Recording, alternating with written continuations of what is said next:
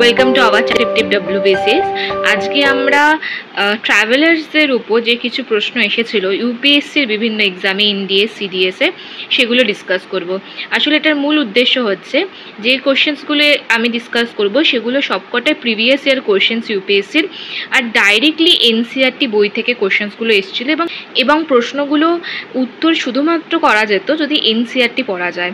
তো আমরা যখন সিভিল সার্ভিসের প্রিপারেশন নিই সেক্ষেত্রে NCERT অনেক বড় ভূমিকা পালন করে আমাদের কনসেপচুয়াল ক্ল্যারিটি দেওয়ার জন্য। যেহেতু আমরা জানি 2025 বা এরপরে WBCS-এর প্যাটার্ন চেঞ্জ হওয়ার কথা আছে, হয়তো সেক্ষেত্রে আমরা আশা করতে পারি যে প্রিলিমসেও স্টেটমেন্ট বেসড কোশ্চেন বেশি আসতে পারে ফ্যাকচুয়ালের থেকে। সেক্ষেত্রে কিন্তু কনসেপচুয়াল ক্ল্যারিটি খুব দরকার। তাই আমি শুধুমাত্র যে প্রশ্নগুলো NCERT থেকে সরাসরি উত্তর দেওয়া যায় সেগুলোই এবং প্রিভিয়াস ইয়ারে এসেছে সেগুলোই ডিসকাস করছি।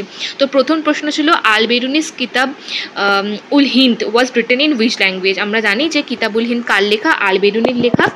এবার প্রশ্নটা, এটা কিতাব উল হিন্দ, প্রশ্নটা জিজ্ঞেস করেছে কোন ভাষায় লেখা ছিল, তো এটা হচ্ছে আরাবিক ভাষায়। এটা NCERT-তে মেনশন করা আছে। পরের প্রশ্ন, Ibn Battuta went to China as a envoy which of the following Delhi sultanate. অর্থাৎ ইবেন বতুতা চায়নায় গেছিল যে কোন দিল্লি সুলতানের এনভয় হিসেবে, অ্যাম্বাসেডার হিসেবে?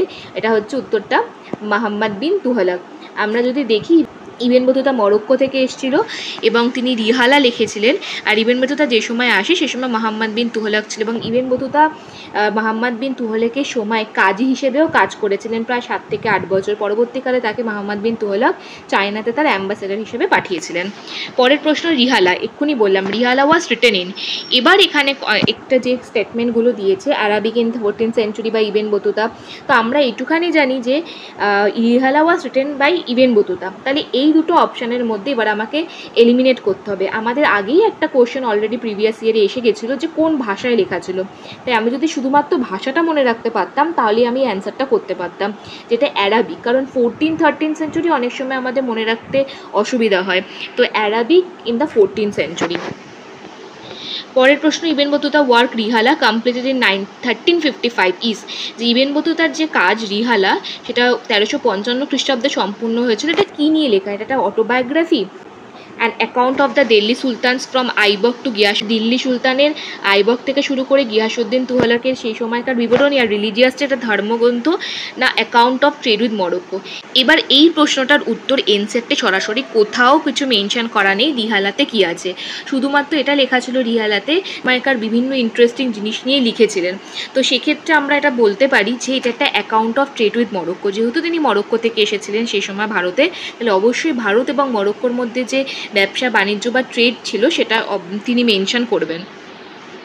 পরের প্রশ্ন, which of the following foreign travellers elaborately discussed about diamonds and diamond mines of India. যে এর মধ্যে কোন ট্রাভেলার ছিল ভারতে যে সমস্ত সোনার খনিগুলো ছিল সেগুলো সম্বন্ধে ডিসকাস করেছিল? তাহলে অ্যান্সারটা হবে ট্র্যাভেনিয়ার। ট্র্যাভেনিয়ার তিনি একজন নিজেই একটা জুয়েলার ছিলেন, ইটালিয়ান জুয়েলার ছিলেন, তাই তিনি ডায়মন্ড অ্যান্ড ডায়মন্ড মাইন্স নিয়ে ডিসকাস করেছিলেন বা লিখেছিলেন।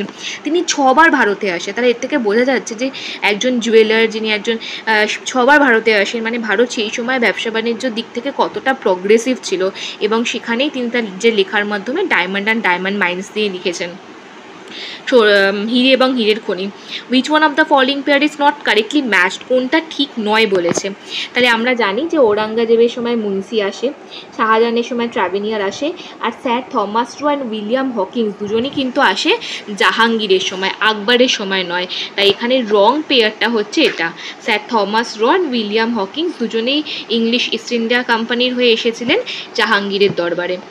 তারপর প্রশ্ন, who among the following European travellers never return to Europe and settle down in India. যে কোন ইউরোপিয়ান ট্রাভেলার ছিল যিনি ভারতেই স্থায়ী বসতি স্থাপন করেছিলেন বা কখনো আর পুনরায় ইউরোপে ফিরে যাননি? এটা হচ্ছে মুন্সি। পরের প্রশ্ন, who among the following has describe the medieval Indian postal system as of 2 kinds of horse post call the uluq and the foot post call dawa. মানে এখানে মধ্যযুগীয় ভারতে যে পোস্টাল ব্যবস্থা ছিল সে সম্বন্ধে বলা হয়েছিল।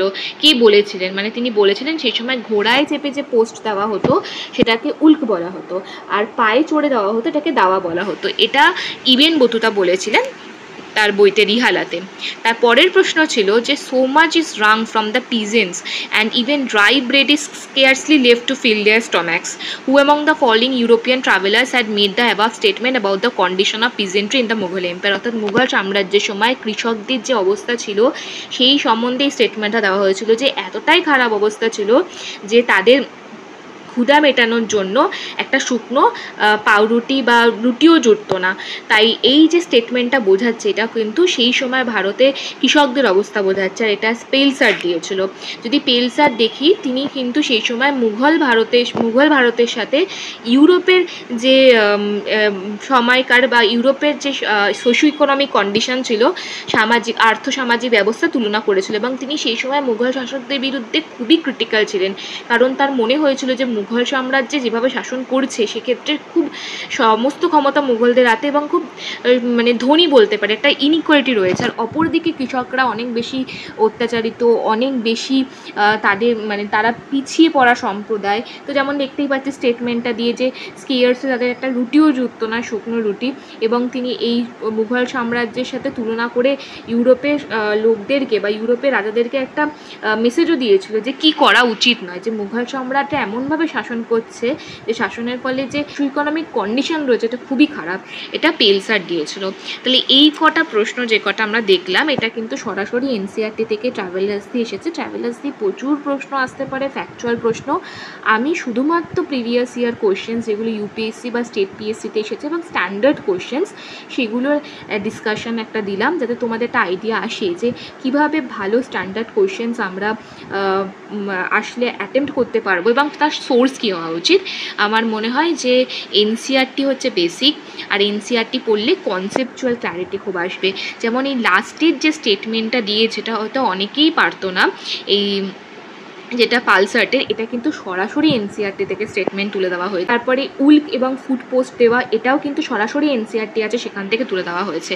তাই তোমরা এনসিইআরটি বেস ক্লিয়ার করার জন্য কিন্তু খুব ভালোভাবে পড়তে পারো এবং বারবার রিভাইজ দিতে পারো।